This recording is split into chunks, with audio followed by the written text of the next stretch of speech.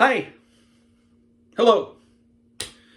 I can't imagine anyone watching this doesn't know me because of social media or interest in what I'm going to talk about. But just in case, I'm going to establish credibility, of which you will very quickly see there is only a little. Much of it circumstantial. My name is Isaac Turner. I am a middle-aged father of two, with very understanding partner, and then I'm an English professor at a community college in a medium-sized Midwestern city in America, in the Midwest. I'm the town I grew up in was 10 times smaller than the town I'm in right now. And the town I'm in right now is by no means a megalopolis.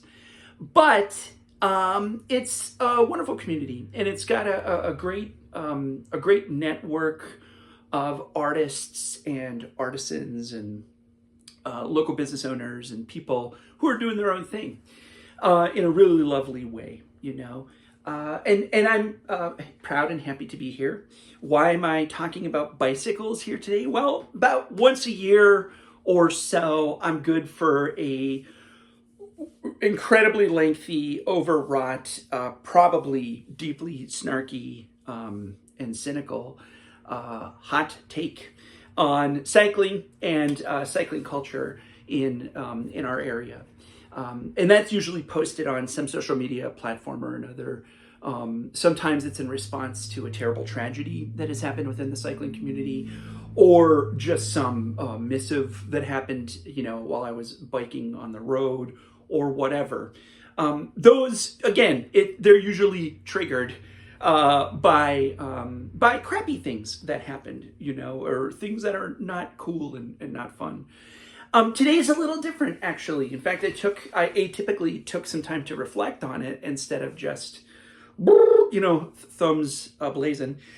And I wanted to be a little bit more formal in talking about this stuff a bit about cycling, a little bit about winter cycling, about my take on cycling in my community, and just a few resources that may be of interest to you. Should you have an interest in cycling, in winter cycling, or maybe you're thinking about starting this kind of thing, and maybe you're thinking about incorporating cycling into your life. In that case, I don't know. We'll get to those later. A couple of little things. One of the reasons that I am talking about any of this stuff is I wanted to start with just a sort of typical day I've had lately. With regards to my relationship with my bicycle. I love my bike. You shouldn't love things, right? That's not cool. You are not what you own. But there's a couple things in my life I really genuinely do love. I love the Fender Telecaster my father gave me for my 21st birthday, 400 years ago. I love that damn guitar a lot, and I love my Herlihy bicycle. When I got it, I probably swindled a dude selling it in a parking lot in a small town near here. Although the guy, he seemed eager to part with it, and it just from the jump, it really works for me. And I ride my bicycle every day, within reason. I ride about 8 months out of the year. I try to ride to work when I can. There are mitigating factors on how much and how often I can ride. And I want to say this up front, I am incredibly privileged to be able to ride as much as I do. I think about my own parents who worked, crazy hours in different fields. There's no way they would have been able to carve out 4 hours on a weekday to go to ride to Lake Michigan and back. That would have been impossible for them. That's not something that they could have done. And I'm really lucky to be able to do that once in a while, or to be able to ride around my town and get 20 or 30 miles just running errands and going to work and things like that. that's super privileged, right? That's a very very deeply privileged place to be, and I'm very appreciative of that. That said, cycling does not take too much privilege, right? There are cultures all over the world who rely on cycling for every aspect of their jobs, to every aspect of raising their families, for transportation. You know, in America, we have, I think this is eliding a little bit, but we do have some negative feelings towards cyclists. And I do say we because anybody who gets behind a car becomes we in that case. And I do have to drive cars occasionally, and I'll address that here. Yeah, I got notes, okay? Not just, this isn't just jazz. This isn't the Albert Eiler of YouTube commentaries by white dudes who are balding. But if it was, it would be the new grass record. Some things to contend with within the cycling community, and I want to say this up front.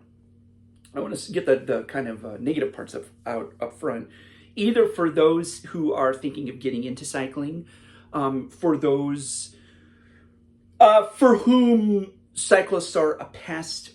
You know, there's all sorts of different issues there. One is, yeah, you know, there is a little bit of a barrier to entry. You know, you have to be able to ambulate a little bit, right? You know, your knees have to be in decent shape. However, there's a movement called All Bodies on Bikes. I think I have that correct. There's a wonderful person on Instagram. I'll find her link. Blonsky, I believe her name is. She's such an incredible advocate for the cycling community, for people who maybe don't resemble what we think a cyclist should look like, or what some people think a cyclist should look like. I think a cyclist should look like anybody who's above the age of 3 until, you know, you die holding your partner's hand at the age of 99 in your sleep. That is what I think a cyclist is, but there are obviously gradients there. So there's a barrier to entry. You know, you have to be able to kind of move around a little bit, I suppose. But building up a tolerance for cycling is really easy too. It doesn't take that long, okay? The barrier to entry, the aforementioned time commitment. If you want to get a good workout, you got to ride for a couple hours. You know, yeah, you can ride for 1 hour, and that's no big deal. You can ride for 5 miles, that's no big deal. My wife and I have this kind of tradition this summer of taking a little spin around the neighborhood. It's about 4 miles before winding down for the evening, and it's just lovely. It's am I burning a ton of calories? Have I earned the pint of ice cream that I'm going to consume while, you know, watching old fight footage on YouTube while my family goes to sleep? No, probably not. But it's still a lovely little kind of, I guess, tradition that we have, okay? But it does take time, so there's that. I think another major barrier to entry when it comes to cyclists, it's overwhelmingly white. When you go on the trails, the roads, you are seeing people who are mostly white folks. I don't know what to say about that other than I think it's a damn shame, and I think getting cycles into specific communities that maybe are underrepresented in that is huge. It's a wonderful thing to throw money and effort and time behind. Cycling can be a little bro heavy, even if your term bro is not the sort of standard assigned male at birth term of bro. Lots of people can be bro-y and not have pledged Sigma Chi. It's a sign of gentrification for some people. That is undeniable as well. Some people start thinking like, oh, here we go. We got the cycling people pulling their kids in the trailers and biking to the farmer's market. There it is right there. There we have gentrification setting in. That's a pretty complicated discussion that I am in no way, shape, or form equipped to answer, but it's one that I think we could absolutely mitigate with bike share, with readily available bike shares, cheap, readily available bike shares, with people who live in their community that actually talk to people in their communities versus living in their community as, either, I suppose this is a pretty loaded or terrible word, but as, kind of colonizers in some ways, or people wanting to change the face of their community immediately instead of living in concert with their community. That's an easily fixed thing. One other aspect of cycling culture is I think people really feel like they have to absolutely at every level get the number one best gear for every single thing, no matter what you do. That this is something where all of the gear's got to be right there, right now. That is such a sincere bummer. If you ask me, just get on a bicycle and ride. That's the easiest thing that that you can do to just start riding. You don't have to have the most optimum gear at all time. I mean, you're not calibrating an engine in a car or recording drums with the best of options and all that stuff. You're just riding a bicycle. Just get one. You can easily fit in almost any bike to you. If you're getting a little more serious about it, yeah, you want to go consult an expert, and there's lots of experts out there, and there's also the vast internet community. One other last one about like the downside of cycling is, yeah, there's a little bit of danger inherent in it. You're going to encounter people on the road that do not want you to be there at all, that have full enmity towards you. I don't want to make this entire presentation about my experiences on the road, although you'll see, we'll talk a little bit about that. Yeah, been cold rolled, been shot at with a pellet gun, called homophobic slurs for just riding my bike. A woman almost hit me one time. And I say that, I don't mean to be pejorative of a woman almost hit me, but that's who was driving the car. I've almost been hit more times by dudes, always white dudes in trucks, by the way, always, who have some weird affinity for Confederate flags, too. There's a Venn diagram there. But anyway, I nearly got hit. And then the person got incredibly mad at me for riding my bicycle in the bike lane on a designated street and was going to call the cops on me. And yeah, that was a bummer. Like when you're riding your bike, you just want to have fun and, tool around.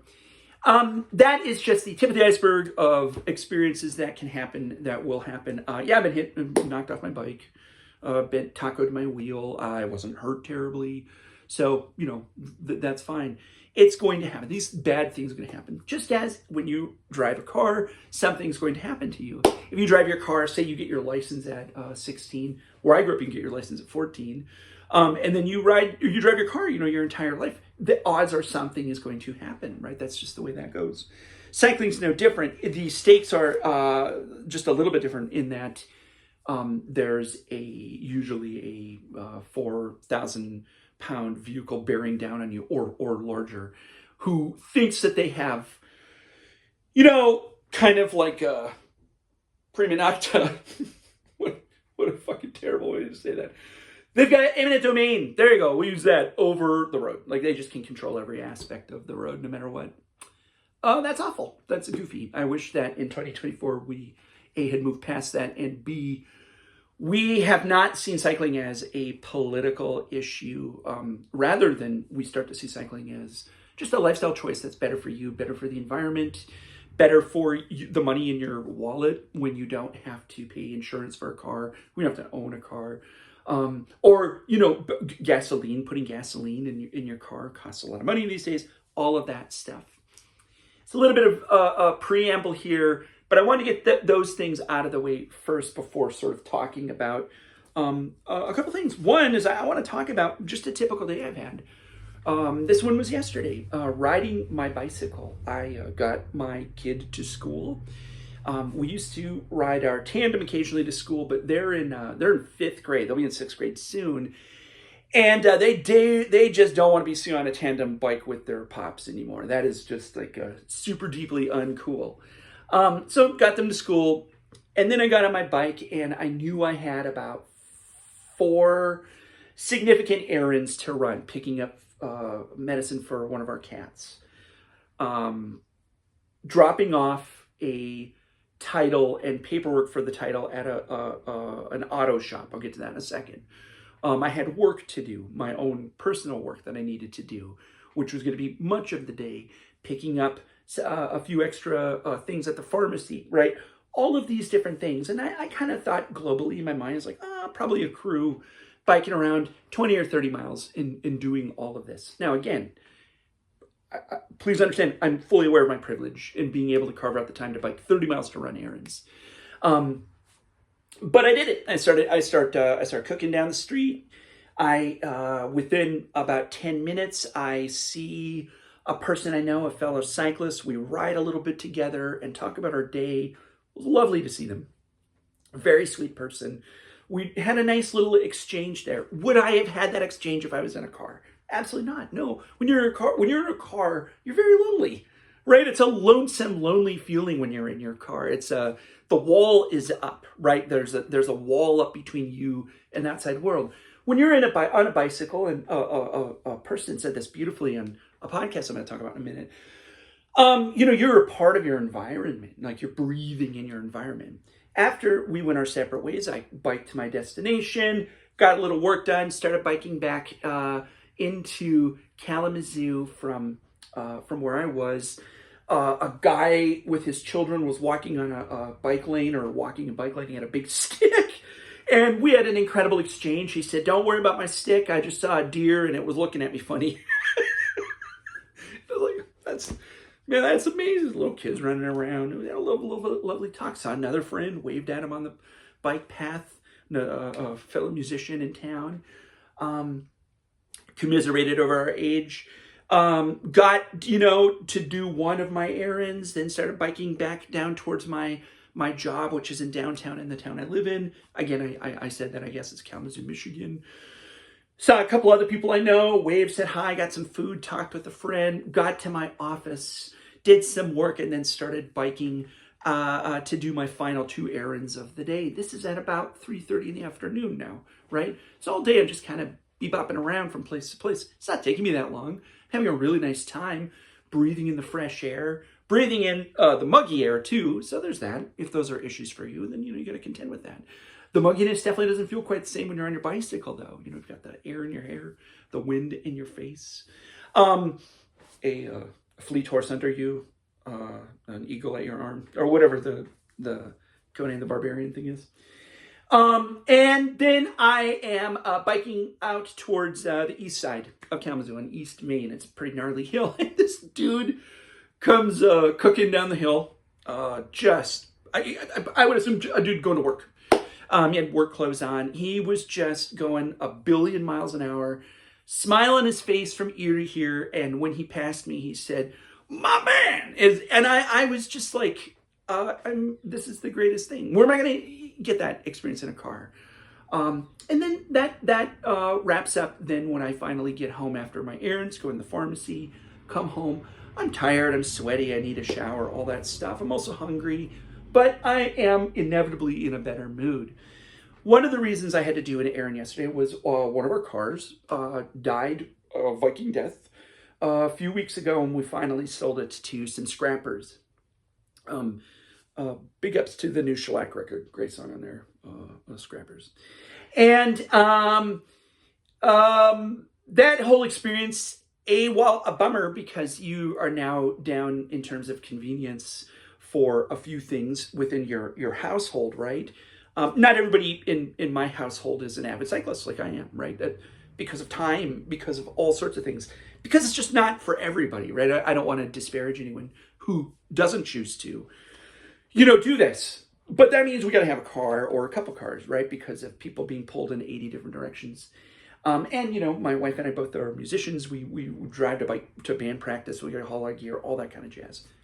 Anyway, I got rid of this car and it sent me down it sent me down a kind of maze. Like when you put the cheese at one part of the maze and the rat has to go through. My brain in this case was a rat. And I really, really, really strongly contemplating never owning a vehicle again. I don't like them. I don't like cars. I don't like how they make me feel. I don't like the fact that I do actually need to own one. If you are a parent in America and you live in a town that is, that doesn't have super widely available and reliable public transportation. We have pretty good public transportation here, but there are times when it's tough to find a bus when you need them at certain times of the year. You're almost kind of gerrymandered in some ways into owning a vehicle. That's the way urban sprawl works. That's the way suburban sprawl works. In the 50s, when people start moving out of communities for one reason or another, mostly because of issues of racism and ethnocentrism, we start to build out these larger areas. I know city planners are probably like pulling their hair out with my description of this right now, but it's one of the things, part and parcel with creating this dependence on cars. I mean, look at Los Angeles. It's such a massive town spread out all over the place. You couldn't get more of a urban population in many ways. It's pretty hard to bike in LA. It's easy to bike up in the hills or in some of the areas where that's pretty affluent, but to commute and bike in LA, it's not the easiest. It's almost as if you need to own a car, or make enough money to have a driver or car service or something, right? So we've got all of that stuff here. We had to get rid of our car. I was happy to see it go. It was what it was. And that, again, started me thinking the past couple of weeks of just becoming an all-year cyclist. I've been riding in the winter quite a bit. I don't enjoy it necessarily. I grew up in North Dakota, a real cold place, obviously. Not a fan of winter anymore. I've outgrown it. I've moved past it. Growth is important. But I live here, right? We choose to live in this environment, so we're going to have to contend with winter. But I started to feel emboldened, and that gets me to maybe I guess this is the third big point here. And that is a wonderful episode of a podcast that I listened to. This podcast is called The War on Cars. It's one of my favorite podcasts. I think it is truly delightful. There are three hosts, a guy named Doug Gordon, a person named Sarah Goodyear, and someone named Aaron Naparstik, I believe their name is. And they have all different aspects of cycling advocacy that they discuss. It's a podcast about cycling advocacy, but it's also about the future of cities and the mobility within cities. I'm fairly sure they all live in New York. So they can zip around on cars or on bikes and have to worry about getting a car unless we're going, maybe a Costco run or something like that. I really, really love that they focus on the livable streets movement, critical cohabitation with other people who use the streets. I love that they're kind of unflinching, in interviews with people who may not be super sympathetic to the cycling community and the cycling movement. They just very rarely back down. I think in the last episode, the one I'll discuss here in a minute, I think it's Doug Gordon is talking with radio hosts in Edmonton, and they sound like kind of AM radio host type thing. And they're like talking about the cost of bike lanes, and Doug Gordon says, oh yeah, of course there's inherent costs and civil planning and living in cities and stuff like that. And then they finally try to end on that with a little button about the cost of bike lanes. And Doug Gordon says, wait till I tell you how much highways cost. Now, I mean, that's like the crane technique of cycling defense. If it's about money, well, sorry, like you're spending billions and billions and billions on infrastructure based around cars when you could be spending just millions, on infrastructure based around cycling. So there's that. Lots, and I'm sure you're familiar with this, lots of bike lane discussion on the war on cars. And if you live in any town that's trying to make implement traffic calming measures, that bike lanes are becoming like a third rail conversation for policymakers and people who set and work with policy. I think that's super sad. I think that the bucking against the mere, about 5 or 8 feet of real estate is bananas to me. In my own community, in our own community here in Kalamazoo, sometimes there's areas where you can't ride on the street. You have to jog up on the sidewalk if you want to, have any semblance of kind of a safe ride. I will point to one road in particular, West Main. There's a jog on West Main that really goes, starting out of town. M43, right? It's a highway. It's M43 turns into West Main.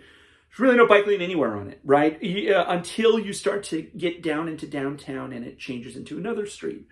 I take that route every day, and I have to take back roads to do that. And then in some of those back roads, I do have to jog onto the sidewalk for a little bit. And every time I do, if I encounter a person walking or another cyclist, I always 100% of the time say, "I'm so sorry. I wish there was a bike lane."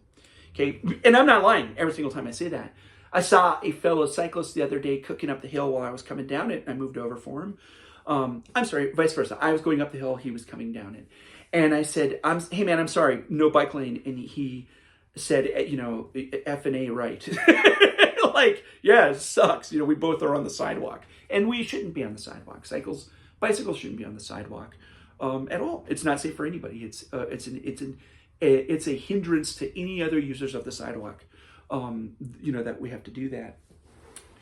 My point here is this with the war on cars. Their last episode, this is in the last week of May. That's where we are of 2024. Their episode of this week is a longer one, almost 2 hours. That's atypical for them. They don't usually have longer episodes. But it was about winter cycling in Edmonton, Alberta, Canada. And it was such a breath of fresh air. It was so entertaining. They focused and centered almost exclusively through much of it, maybe with one exception, women's voices.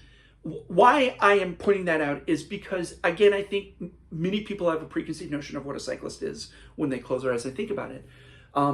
They maybe think of a wiry, thin little person, worrying about their best time, or maybe you think of somebody who's, I don't know, liberal granola kind of thing. I don't know. I'm sure you have your own preconceived notion of what you think a cyclist is.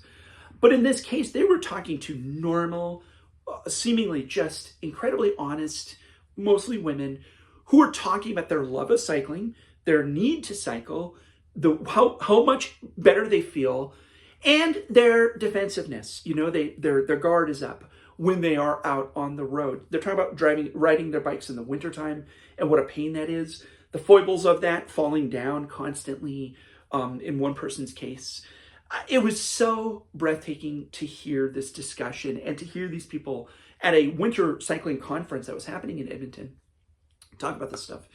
And then the aforementioned part where they're going to where the guy goes on the radio, they played that interview. That was fantastic. It was really, really nice to hear him.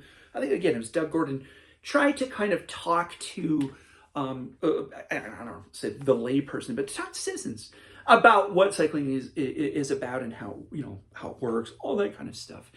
And then finally, they had an interview with the former mayor of Edmonton, a guy named Don Iveson. Now, I don't know anything about this dude's politics when he was a mayor, and I have some friends in Edmonton. I'm sure they will gladly fill me in on this. Mason, Vish, what up? The guy definitely, whether it was, I guess, what people call virtue signaling or not, I'm not sure. He certainly seemed to me to be a dedicated thinker and a deep thinker about human beings' relationship to their environment, their respective relationships to their environment, and about the need for bike lanes and cycling advocacy. A kind of like cursory Google search on the dude will show tons of information about him, kind of locking in with city planners and boards or whatever it's called in Canada. I don't know. Everyone's, named Gordon. Kokanee. And talking about, these articles are about him locking horns with these folks of cycling advocacy. I believe, again, from my very cursory glance in there, and I think the only dude maybe only lasted one term, so that maybe tells you how things worked out for homeboy. It's really, really lovely dude. Talk about class issues in a really lovely way. My point with this was, if you are thinking about getting into cycling and making it a thing that you're willing to try. And I'll say right now, I'm considering this in a stronger way of just switching over to the 12-month cycling cycle versus my 8-month cycling cycle.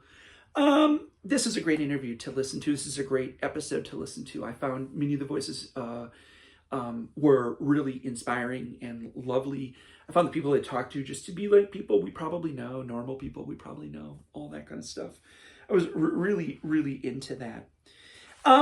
My last thing I want to very briefly here discuss are some resources. I do want to talk about some resources that we could use when we're entering into this conversation. And again, I hope I've established this to this point.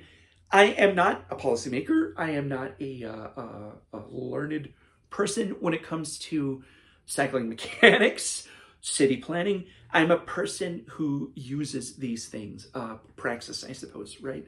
You have a theory and then you put it into an action. You enact that theory. Well, then you have a statement of praxis.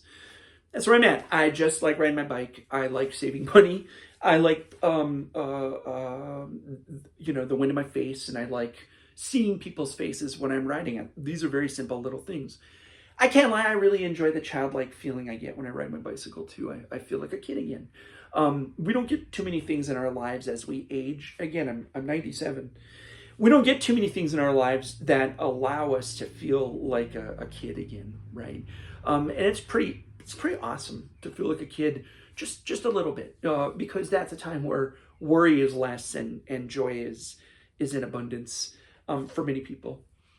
I just want to cover a couple of sources here very briefly to know that even though I don't have a credential in terms of a certificate or a degree, any of this stuff, I do make it a part of my life, and I try to read a lot of books about this. And I'd like to just go through a couple of these things for you, and then my closing arguments. One, I really love this graphic novel by Eleanor Davis. It's called You and a Bike and a Road. Eleanor Davis, this is on Koyama Press. She's on Drawn and Quarterly now, I think, for her work. It's so lovely and sweet and wonderful discussion of her riding her bike on a kind of, we'll say, a proposed cross-country trip. And honest as hell, so very honest and so real. Loved this book very much. Recommend it to people all the time. Probably recommend it to people multiple times, and then they finally tell me, like, yeah, dude, I got it. All right, leave me alone. Along same lines, this is on Microcosm. This is a book by April Streeter called Women on Wheels. It's a collection of chapters and little vignettes of the importance of women in cycling. Cycling, when we have this big cycling boom that happens in the 1890s, right? It happens in Europe, 1880s, 1890s. And then it comes over to America. This becomes very quickly a tool of the suffrage movement, of that wave of feminism that's happening at that time. And that's a very important tool. It becomes a kind of weapon of this movement. Maybe you've kind of read about that kind of funky little form of martial arts that people would teach suffragettes, called suffragitsu. And it's really kind of, wrist locks and joint manipulation when a cop grabs you and, you want to get out of a hold. Really, really lovely that these things are part of our kind of environment, our world. They then become massive tools. Bicycles became a kind of tool in many ways of feminism. I love this book. It is by David Herlihy. It's called Bicycle. It's a really comprehensive history of the bicycle and all its forms and what it takes and what it does. Dense, I would say, near academic in many ways, not unlike reading a deep history of something when you're in grad school or something. But lots of pictures, lovely voice. I just can't say enough about this book. I find it to be indispensable when writing or thinking about bicycles on a level that's maybe just a little deeper into the permasoil or just beneath the permasoil. You're at that clay level. That's a book that would be great. And finally, I think this is, I think I can safely say this is my favorite book about bikes, and one that I find to be, one that I want to give a copy to everybody. It's called Two Wheels Good, A History and Mystery of the Bicycle. It's by a writer named Jody Rosen. seems like a super rad dude. If you're looking at Twitter now, oh, hey, don't look at Twitter. Twitter is a cesspool. It's a nightmarish hellscape from which we will all burn. But this guy goes hard in the paint on Twitter on a lot of different subjects. In particular, now he's deeply invested in the human rights tragedy, in the genocide that's happening in Palestine. I don't know why I was reticent to say that. This is about bicycles. But I think if you get into bicycles and bicycle advocacy or bike culture, you realize that everything's connected in so many ways. Jody Rosen's book, Two Wheels Good, absolutely barn burner of a read. Very, very quick read. Page turner, I guess you could say. Gets into some of the more interesting nooks and crannies of cycling and our relationship with bicycles. So be prepared for him to go to some really interesting places. Focus never really leaves class issues, though, and I love that. I love that he really strongly advocates for this as a tool of, I mean, for lack of a better word, a tool of class warfare, if you choose it to be so. So there is that. Okay, final words. This is long. This is way longer than a Facebook post would have been, with every other word capitalized. And maybe it's longer than if I was sitting in my truck and a woke pronoun person triggered me, and then I had to make a reaction in my truck parked in front of Chick-fil-A. It's longer than that, but I got a lot of thoughts about this stuff, and I ride my bike every day, and I think about it all the time. And I don't know if this is helpful. I have no idea. If you want to talk to me about any of this stuff, I'm pretty easy to find on social media. I'll put my email address in here as well. I'm going to put some resources in the description of this. My final thought here, and I want to just take a quick note to reference a book that I didn't like. I didn't like it at all, to be honest. I bucked against it. I did like it. I read it intently and with great aplomb. And I bucked against about 50% of what the dude was talking about. And that's Grant Peterson's book, Just Ride. I think he's got some wacky ideas when it comes to stretching and exercise. It seemed pretty clear to me this guy's a, probably a genetic freak. And that's something he prides himself on. At the end of the day, the tenet of this book that I really, really, really did enjoy and I really love is that if you want to start riding your bicycle, start riding your bicycle. Just ride. Don't worry about your, what is the term? All of the kind of data you need to accrue. I count my miles. I do like counting my miles. It's about the extent of my data that I care about. People do want to know what their blood sugar is, what their oxygen output is, how many calories they've burned, all that stuff. I don't begrudge you any of that. That's fantastic stuff to know about yourself. God bless. But it's not necessary at all when you're just going to buy a gallon of milk and you've got a bag you can put it in and you know that the grocery store is 2 miles away. You're just going to go ride your bike a couple miles and then home and then you're done. That is, just get out and ride. Don't worry about the time commitment. Just get out and ride. I argue that a 10-minute bike ride is better than 10 minutes of not doing anything, right? Yeah.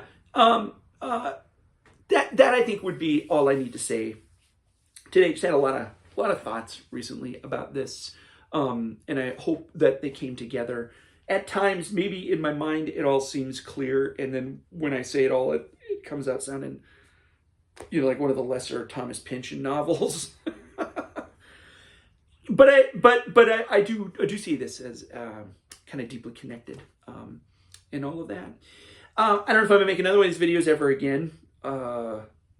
So maybe this is one and done. One of the great kind of one and done things, that happened out there.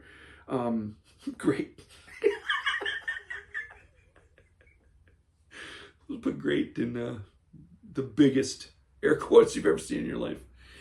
Anyway, it's gonna be beautiful out today. I hope it's beautiful where you are. I hope you can get on a bicycle. Go get some ice cream with a family member on your bicycle, and you're gonna feel better. They've got lactose-free ice cream, so there's that. Thank you so much. I hope all is well.